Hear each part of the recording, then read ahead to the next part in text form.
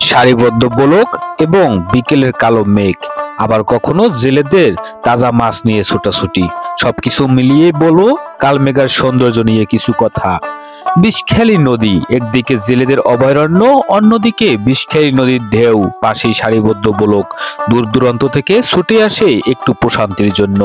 বিকেলের আকাশের কালো মেঘ আর জেলেদের তাজা মাছ নিয়ে ছোটাছুটি সকলকেই মুগ্ধ করবে।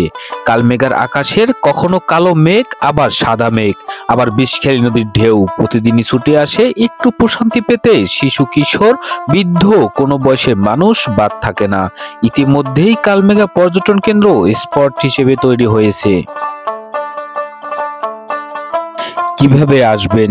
সড়ক সায়দাবাদ গাবতলী বাস স্ট্যান্ড থেকে বরগুনা অথবা পাথরঘাটাগামী বাসে করে পাথরঘাটার কালমেঘা বাজারে নেমেই কালমেঘা পর্যটন কেন্দ্র, এই ব্লক পয়েন্ট।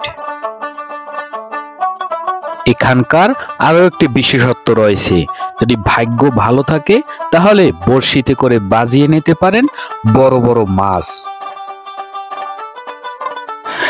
কালমেঘা এই ব্লক পয়েন্টে গুরুত্ব সহকারে গুরুত্বপূর্ণভাবে এখন বর্তমানে জরুরি যেটা দরকার সেটা হলো বসার বেঞ্চ। এই বেঞ্চ যদি হয় তাহলে এখানে আরো সৌন্দর্য বাড়বে এবং দর্শনার্থীদের সংখ্যা আরো বাড়বে।